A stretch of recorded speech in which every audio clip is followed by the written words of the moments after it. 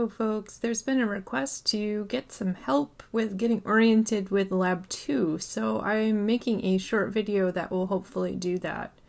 So to get into Lab 2 information from the main website, go ahead and click on Content, and then, because I was just here, it automatically got me there, but if you go down to Assignments for Weeks 2 to 3 from Module 1, and then click on, as I said, Assignments for Weeks 2 to 3 should get you into the lab. Now, I'm assuming that you guys are going to be primarily using the non-Google Earth Pro version, so the image version. So you're going to be investigating these images that are here below.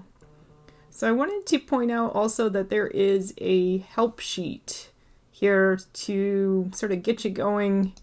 This lab is modified for working online, and there were some things I had to change. So this is, ideally this would be in your course pack, but you're going to need to use this too. So because a lot of you are going to be using images rather than the program Google Earth Pro, I've supplied the measured distances in some tables below. So if we scroll down, we'll see the distances, the measurements we asked you to make were the earthquake farthest from the plate boundary at each particular plate boundary and the volcano farthest from the plate boundary within that zone that we've marked out for you. And so I've actually given you that data here. Hopefully that is going to make your life a little bit easier than trying to estimate measurements on the images that don't have particularly good scales.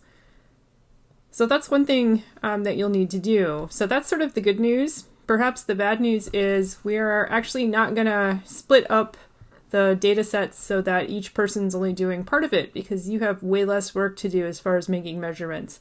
So each person is going to collect their own data in terms of the plate boundary types and make your best judgment about the volcano and the earthquake patterns as far as the earthquake depths, and then where the earthquakes are located and where the volcanoes are located. And so I think I made note of that here as well. Please study images of all of the plate boundaries, observe the type of boundary, earthquake depths, volcano belt location, if volcanoes are present, and record your data in your lab data sheets. A note, we're using the term range. If you look a little past the data sheets, there's another table after that. And so just to note, you're probably going to want to look back at this at that point. The term range here means the minimum and maximum values in a set of numbers. So I've got an example here that we're going to use to kind of set the stage for how to understand what to do with these values you're going to get, these distances. So again, the distances we're going to use are the earthquakes and the volcanoes are the farthest from the plate boundary. And we're going to notice that for some plate boundaries, the earthquakes and or the volcanoes are going to be quite close, even the farthest one away. And for others, it's going to be pretty far away. So we want to see if we can quantify that. So let's start with we have a set of 4 numbers here that are kind of our examples for understanding how to work with the distance data. So if our numbers were 100, 50, 75, and 200, then if we are looking at the range, the minimum value would be 50 and the maximum value would be 200. So the range of values within our data set would be 50 to 200, whatever those units are. By average, we mean the statistical mean. So this is calculated by adding all of the values in a set. Here's our set. And then dividing that sum, which is the stuff added together, by the number of numbers that we have, or the number of values. So again, if our set is 100, 50, 75, and 200, notice if we add this all together, we get 425, and the number of values that we added together is 4. So that gives us an average of 106.25. We are not looking for this level of precision, so you can certainly round your average that you calculate to the nearest whole number. And so in this case, it would be 106. All right, folks, let's take a look at how we get to those images for Lab 2. So let's start under Content. And then go to Module 1, as we have. Click on Weeks 2 to 3. And if we scroll down, we should find lab 2. And if we want to get to the version with images, here we are. So let's start with the example map. These are in alphabetical order, which are more or less the numbered list as well, but example map, I did not go in there and make sure it was number 1. So let's look at the example map.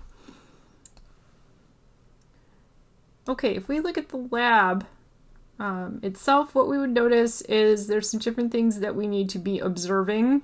And just to get oriented here, this is the same view as from Google Earth Pro, and what I've been able to do is superimpose different data sets on a global map.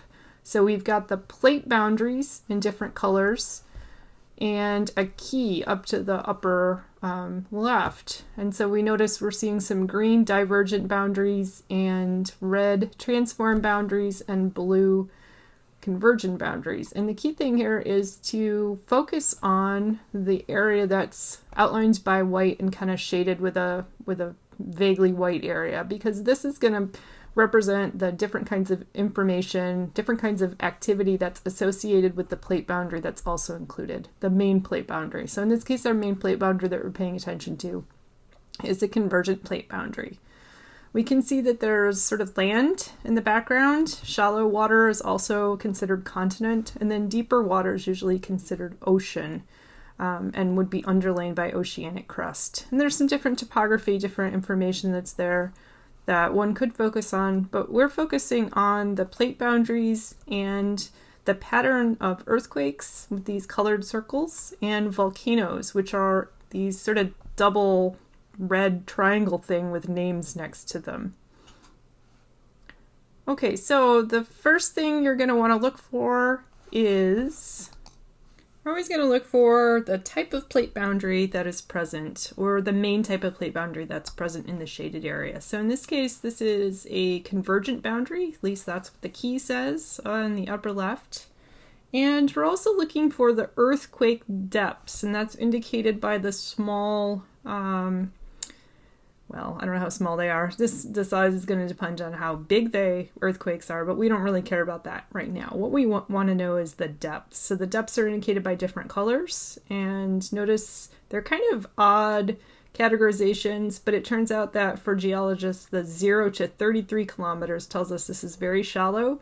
33 to 70 kilometers means it's still really shallow, and then anything we get past that is sort of categorized all together as deep earthquakes, but do have different colors.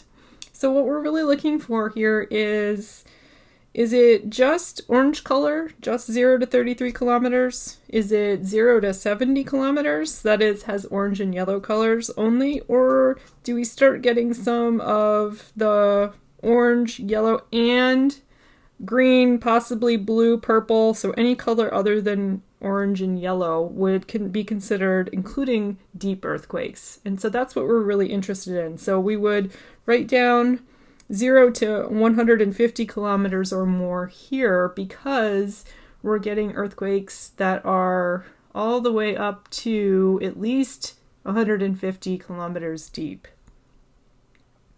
Okay, so now let's take a look at the next line you would put has to do with the earthquake farthest from the plate boundary. You don't need to measure this. Remember, you're going to get it from the help sheet.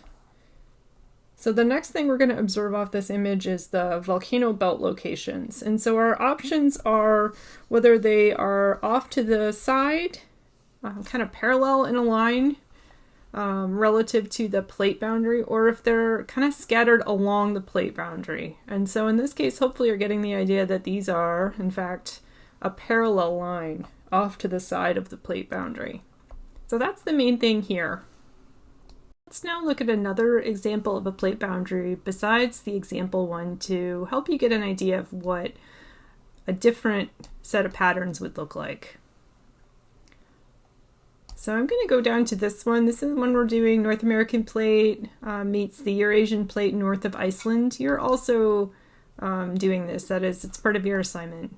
So let's take a look at what the key information is here. So The first piece of information we want to observe is what kind of plate boundary is highlighted. So green in this case, so that means this is a divergent plate boundary. And hopefully you notice there's a bunch of earthquakes here. It doesn't look like there's any volcanoes in the shaded area. So right where this plate boundary is, there doesn't seem to be any associated volcanoes. Notice there is one volcano way over here, but that's not in our shaded area, so we're going to kind of ignore it. It doesn't mean it's not relevant to something. It just means I've not chosen it because I don't think it relates directly to the area of the plate boundary that I want you to focus on. Okay, so hopefully you notice that all of the earthquakes are actually the same color, which means they're the same depth, and they're the shallowest depth of earthquakes, 0 to 33 kilometers. The other thing to notice is the earthquakes are they're mostly kind of off to the left-hand side, but they're not very far away. If we were to measure these, we would just get a few kilometers difference. And so hopefully that's going to give us some information that we can use later on, and that our farthest earthquake is going to be really, really close.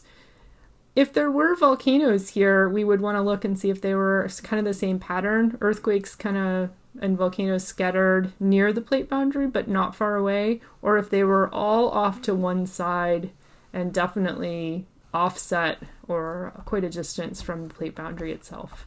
Hope this helps get the idea of the different kinds of patterns you're going to see.